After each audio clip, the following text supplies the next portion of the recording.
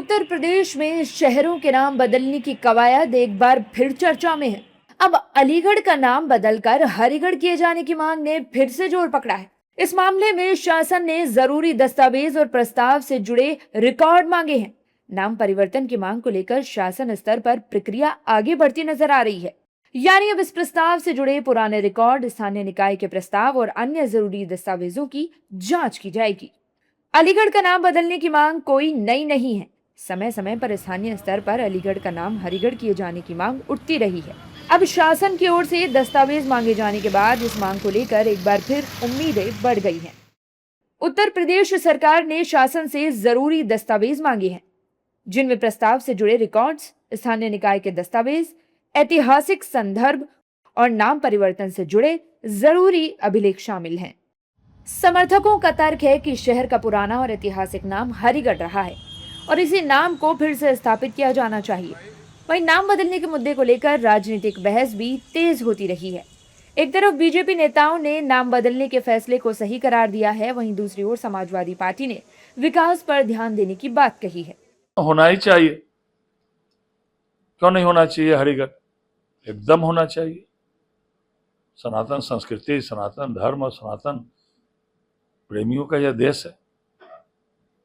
यहाँ अली, गढ़, ऐसे ऐसे शब्दों का जरूरत क्या? अभी भी दिल्ली में भी कई सड़कों का नाम बदला गया। जो मुगल, जो लुटेरे थे इस देश में, उनके नाम पर कई अभी भी बड़े बड़े संस्थान हैं। उन सभी को बदली होनी चाहिए। देखिए, अलीगढ़ करें या हरिगढ़ करें, वहाँ की सड़कें तो बनवाएं, वहाँ के हॉस्पिटल तो बनवाएं, वहाँ शिक्षा का स्तर तो सुलाएं, वहाँ से नफरत तो भगाएं। इस संबंध में उत्तर प्रदेश सरकार ने नगर निगम से विस्तृत रिपोर्ट तलब की है। नगर आयुक्त प्रेम प्रकाश मीणा ने बताया कि अलीगढ़ का नाम हरिगढ़ किए जाने के प्रस्ताव में किसी प्रकार की तकनीकी या प्रशासनिक दिक्कत नहीं है।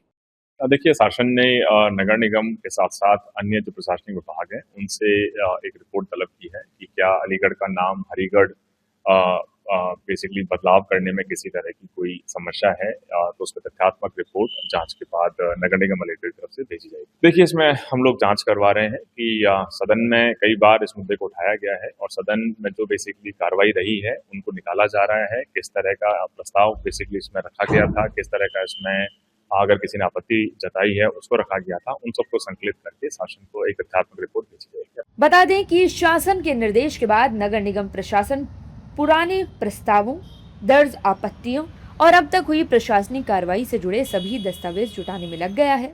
सभी तथ्यों का परीक्षण करने के बाद विस्तृत और तथ्यात्मक रिपोर्ट शासन को भेजी जाएगी।